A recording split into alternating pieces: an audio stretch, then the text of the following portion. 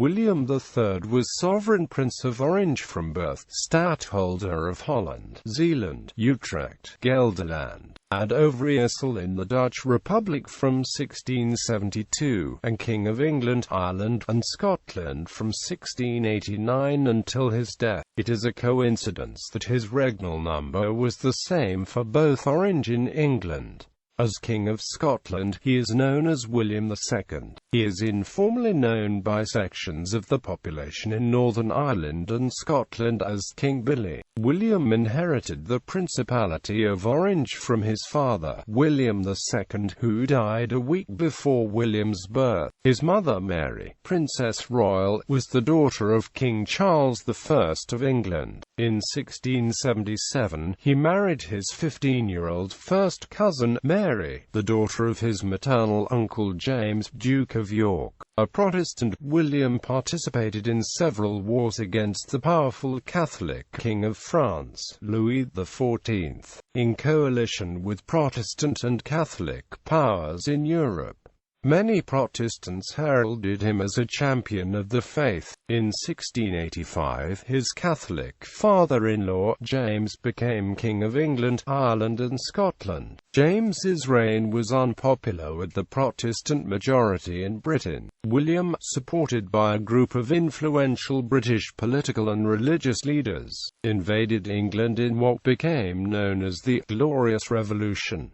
On 5 November 1688, he landed at the southern English port of Brixham. James was deposed and William and Mary became joint sovereigns in his place. They reigned together until her death on 28 December 1694, after which William ruled as sole monarch. William's reputation as a strong Protestant enabled him to take the British crowns when many were fearful of a revival of Catholicism under James. William's victory at the Battle of the Boyne in 1690 is still commemorated by the Orange Order. His reign in Britain marked the beginning of the transition from the personal rule of the Stuarts to the more parliament-centered rule of the House of Hanover. Early life, birth and family. William III was born in The Hague in the Dutch Republic on 4 November 1650.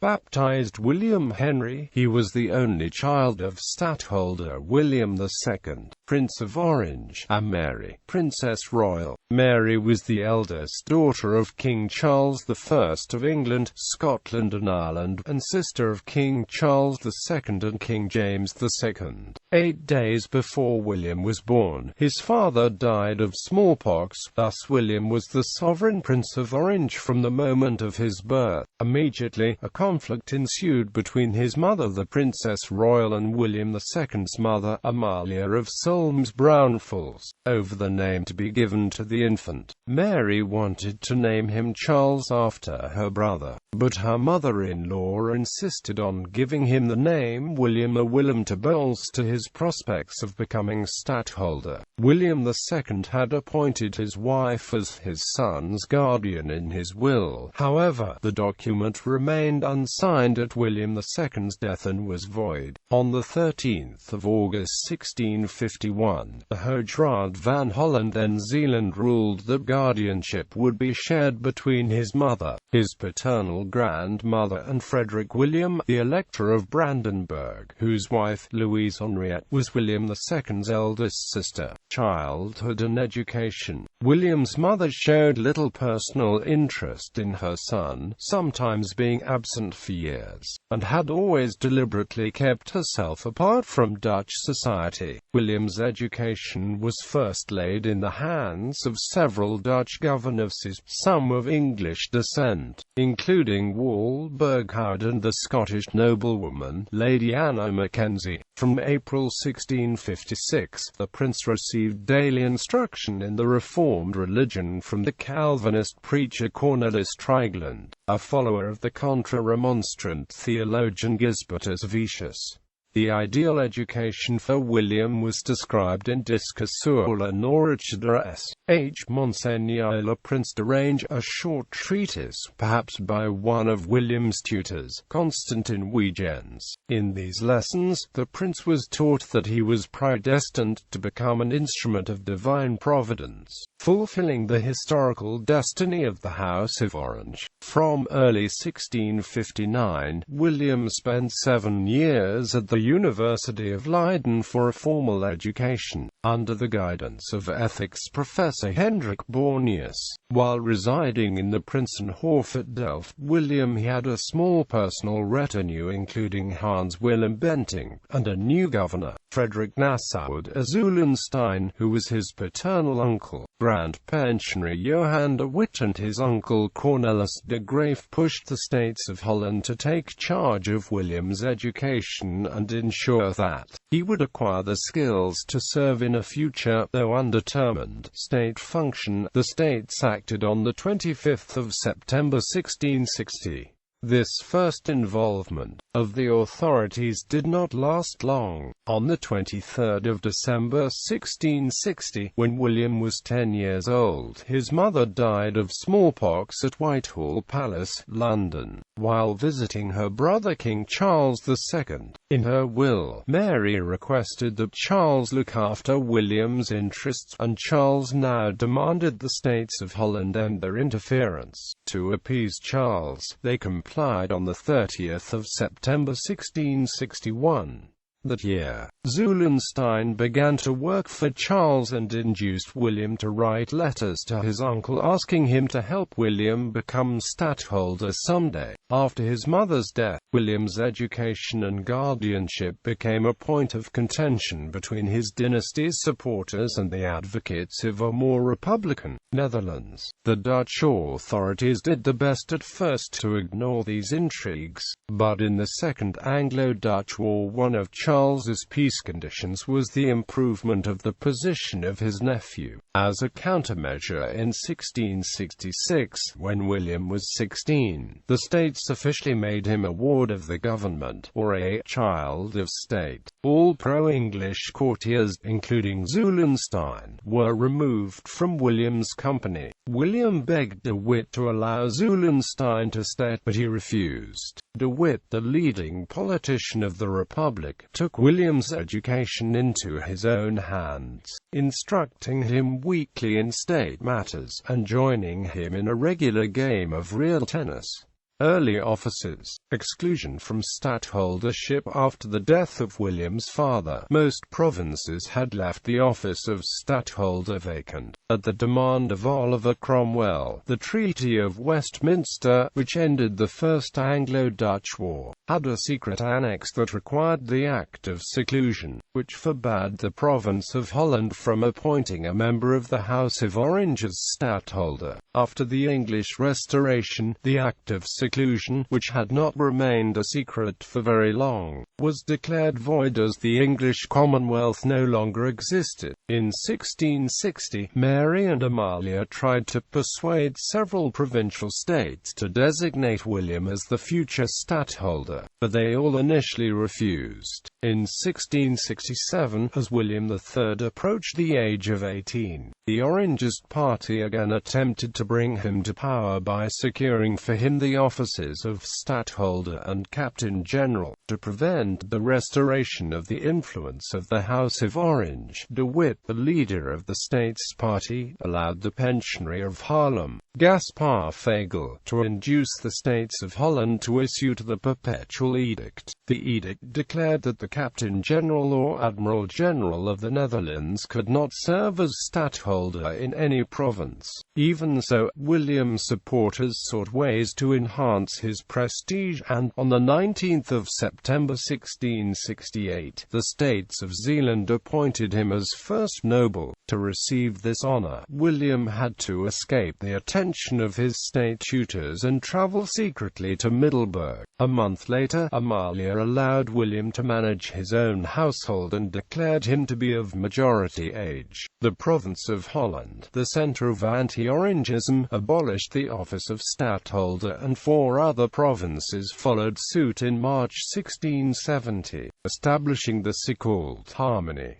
De Witt demanded an oath from each Holland region to uphold the edict. All but one complied. William saw all this as a defeat, but the arrangement was a compromise. De Witt would have preferred to ignore the prince completely, but now his eventual rise to the office of Supreme Army Commander was implicit. De Witt further conceded that William would be admitted as a member of the Raad van State, the Council of State, then the Generality organ administering the defense budget. William was introduced to the council on the 31st of May 1670 with full voting rights, despite De Witt's attempts to limit his role to that of an advisor. Conflict with Republicans. In November 1670, William obtained permission to travel to England to urge Charles to pay back at least a part of the 2,797,859 guilder debt the House of Stuart owed. The House of Orange. Charles was unable to pay, but William agreed to reduce the amount owed to 1,800,000 guilders. Charles found his nephew to be a dedicated Calvinist and patriotic Dutchman, and reconsidered his desire to show him the secret Treaty of Dover with France, directed at destroying the Dutch Republic and installing William as sovereign of a Dutch rump state. In addition to differing political outlooks, William found that his lifestyle differed from his uncles, Charles and James, who were more concerned with drinking, gambling, and cavorting with mistresses. The following year, the Republic's security deteriorated quickly as an Anglo-French attack became imminent. In view of the threat, the states of Gelderland wanted William to be appointed Captain General of the Dutch States Army as soon as possible, despite his youth and inexperience.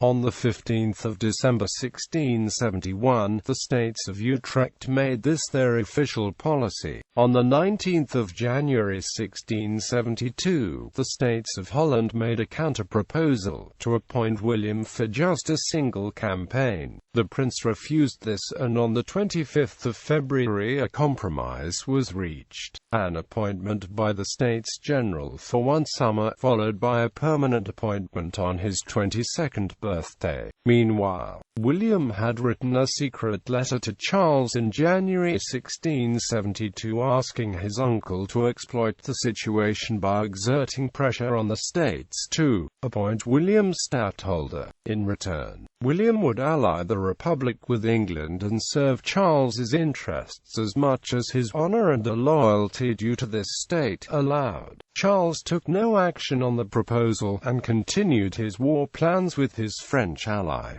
Becoming Stadtholder. Disaster year. 1672 for the Dutch Republic. 1672 proved calamitous. It became known as the Rampjaar, because in the Franco-Dutch War and the Third Anglo-Dutch War the Netherlands was invaded by France and its allies, England, Munster, and Cologne. Although the Anglo-French fleet was disabled by the Battle of Solbay, in June the French army quickly overran the provinces of Gelderland and Utrecht. On the 14th of June, William withdrew with the remnants of his field army into Holland, where the states had ordered the flooding of the Dutch waterline on the 8th of June. Louis XIV of France, believing the war was over, began negotiations to extract as large a sum of money from the Dutch as possible. The presence of a large French army in the heart of the Republic caused a general panic, and the people turned against De Witt and his allies. On the 4th of July, the States of Holland appointed William Stadtholder, and he took the oath 5 days later. The next day, a special envoy from Charles II, Lord Darlington, met with William in Nuremberg and presented a proposal from Charles. In return for William's capitulation to England and France, Charles would make William sovereign Prince of Holland, instead of Stadtholder. When William refused, Arlington threatened that William would witness the end of the Republic's existence. William answered famously, "There is one way to avoid this, to die defending it in the last ditch." On the 7th of July, the inundations were complete and the further advance of the French army was effectively blocked. On 16 July, Zeeland offered the Stadtholder William II.He had been unable to function as Grand Pensionary after being wounded by an attempt on his life on 21 June. On 15 August, William published a letter from Charles, in which the English king stated that he had made war because of the aggression of the De Witt faction. The people thus incited, De Witt and his brother, Cornelis, were murdered by an Orangist civil militia in The Hague on 20 August. Subsequently, William replaced many of the Dutch regents with his followers. Though William's complicity in the lynching has never been proved, he thwarted attempts to prosecute the ringleaders, and even rewarded some, like Hendrik Verhoeven, with money, and others, like Johan van Bankem and Johan Kiewit, with high offices. This damaged his reputation in the same fashion as his later actions at Glencoe. William continued to fight against the invaders from England and France, allying himself with Spain and Brandenburg. In November 1672, he took his army to Maastricht to threaten the French supply lines. By 1673, the Dutch situation further improved. Although Louis took Maastricht and William's attack against Charleroi failed, Lieutenant Admiral Michiel de Ruyter defeated the Anglo-French fleet 3 times, forcing Charles to end England's involvement by the Treaty of Westminster. After 1673, France slowly withdrew from Dutch territory, while making gains elsewhere. Fagel now proposed to treat the liberated provinces of Utrecht, Gelderland and Overijssel as conquered territory, as punishment for the quick surrender to the enemy. William refused but obtained a special mandate from the States General to newly appoint all delegates in the states of these provinces. William's followers in the states of Utrecht on 26 April 1674 appointed him hereditary stadtholder. On 30 January 1675, the states of Gelderland offered him the titles of Duke of Gelders and Count of Zutphen. The negative reactions to this from Zeeland and the city of Amsterdam made William ultimately decide to decline these honors. He was instead appointed Stadtholder of Gelderland and Overijssel. Marriage. During the war with France, William tried to improve his position by marrying, in 1677, his first cousin Mary, elder surviving daughter of James, Duke of York, later James II of England. Mary was 11 years his junior, and he anticipated resistance to a Stuart match from the Amsterdam merchants who had disliked his mother. But William believed that marrying Mary would increase his chances of succeeding to Charles's kingdoms, and would draw England's monarch away from his pro-French policies. James was not inclined to consent, but Charles II pressured his brother to agree. Charles wanted to use the possibility of marriage to gain leverage in negotiations relating to the war, but William insisted that the two issues be decided separately. Charles relented, and Bishop Henry Compton married the couple on 4 November 1677. Mary became pregnant soon after the marriage, but miscarried. After a further illness later in 1678, she never conceived again. Throughout William and Mary's marriage, William had only one reputed mistress, Elizabeth Villiers, in contrast to the many mistresses his uncles openly kept. Peace with France, intrigue with England. By 1678, Louis sought peace with the Dutch Republic. Even so, tensions remained. William remained very suspicious of Louis, thinking that the French king desired universal kingship over Europe. Louis described William as "my mortal enemy," and saw him as an obnoxious warmonger. France's annexations in the southern Netherlands and Germany and the revocation of the Edict of Nantes in 1685 caused a surge of Huguenot refugees to the Republic. This led William III to join various anti-French alliances, such as the Association League, and ultimately the League of Augsburg in 1686. After his marriage in November 1677, William became a strong candidate for the English throne should his father-in-law James be excluded because of his Catholicism. During the crisis concerning the Exclusion Bill in 1680, Charles at first invited William to come to England to bolster the king's position against the exclusionists, then withdrew his invitation, after which Lord Sunderland also tried unsuccessfully to bring William over, but now to put pressure on Charles. Nevertheless, William secretly induced the States General to send Charles the Insinuation, a plea beseeching the king to prevent any Catholics from succeeding him, without explicitly naming James. After receiving indignant reactions from Charles and James, William denied any involvement. In 1685, when James II succeeded Charles, William at first attempted a conciliatory approach, at the same time trying not to offend the Protestants in England. William, ever looking for ways to diminish the power of France, hoped that James would join the League of Augsburg, but by 1687 it became clear that James would not join the anti-French alliance.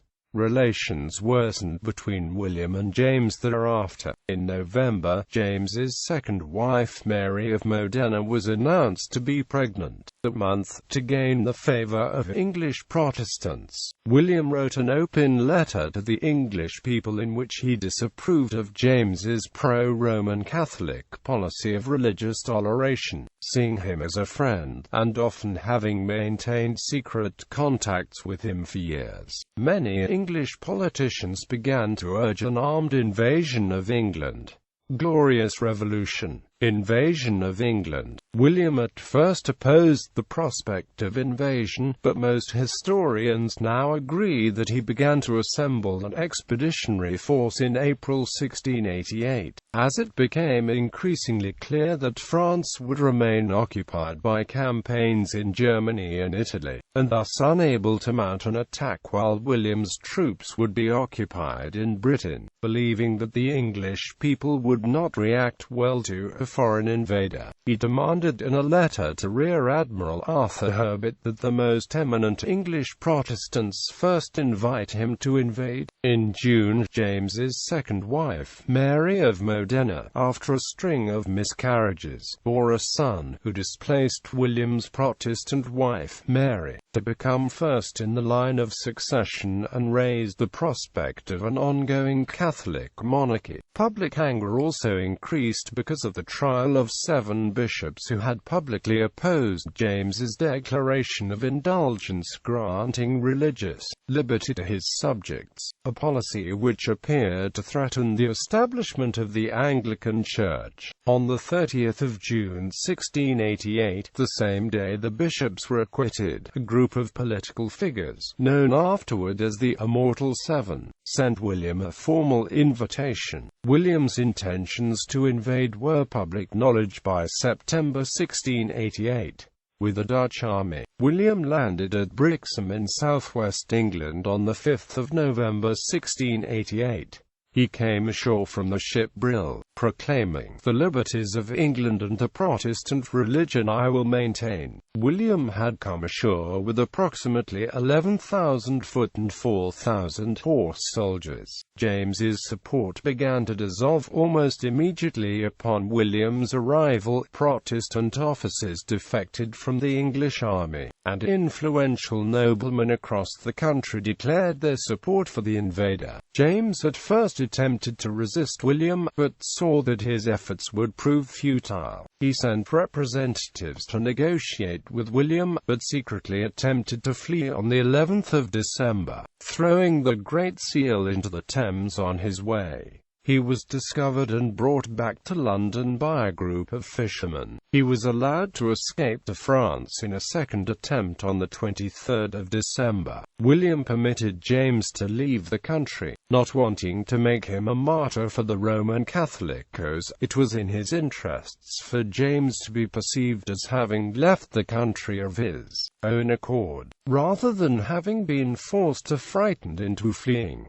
William is the last person to successfully invade England by force of arms. Proclaimed King William summoned a convention parliament in England, which met on the 22nd of January 1689, to discuss the appropriate course of action following James's flight. William felt insecure about his position, though his wife preceded him in the line of succession to the throne. He wished to reign as king in his own right rather than as a mere consort. The only precedent for a joint monarchy in England dated from the 16th century, when Queen Mary I married Philip of Spain. Philip remained king only during his wife's lifetime, and restrictions were placed on his power. William, on the other hand, demanded that he remain as king even after his wife's death. When the majority of Tory lords proposed to acclaim her as sole ruler, William threatened to leave the country immediately. Furthermore, Mary, remaining loyal to her husband, refused. The House of Commons, with a Whig majority, quickly resolved that the throne was vacant, and that it was safer if the ruler was Protestant. There were more Tories in the House of Lords, which would not initially agree. But after William refused to be a regent and to agree to remain king only in his wife's lifetime, there were negotiations between the two houses, and the Lords agreed by a narrow majority that the throne was vacant. The Commons made William accept a Bill of Rights, and on the 13th of February 1689, Parliament passed the Declaration of Right, in which it deemed that James, by attempting to flee, had abdicated the government of the realm, thereby leaving the throne vacant. The crown was not offered to James's infant son, who would have been the heir apparent under normal circumstances, but to William and Mary as joint sovereigns. It was, however, provided that the sole and full exercise of the regal power be only in and executed by the said Prince of Orange in the names of the said Prince and Princess during the joint lives.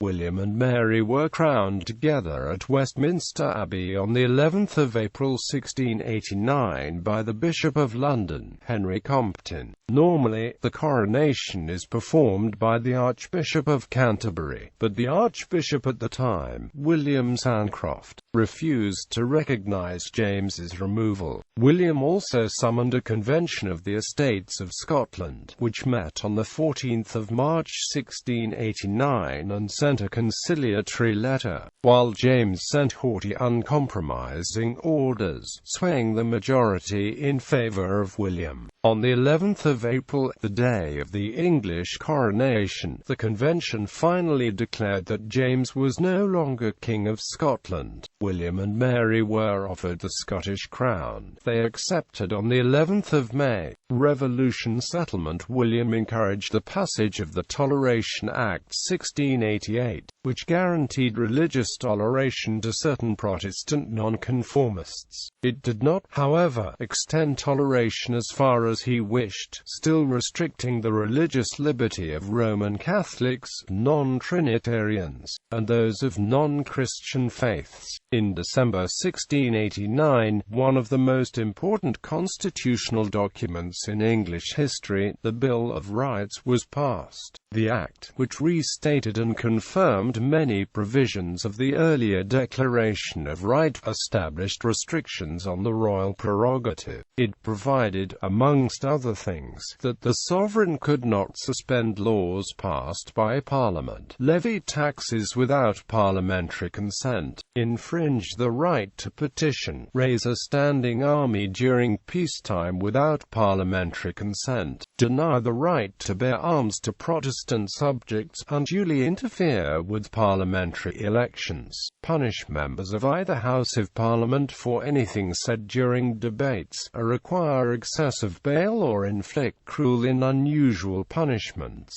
William was opposed to the imposition of such constraints, but he chose not to engage in a conflict with Parliament and agreed to abide by the statute. The Bill of Rights also settled the question of succession to the crown. After the death of either William or Mary, the other would continue to reign. reign. Next in the line of succession was Mary II's sister, Princess Anne, and her issue, followed by any children William might have had by a subsequent marriage. Roman Catholics, as well as those who married Catholics, were excluded.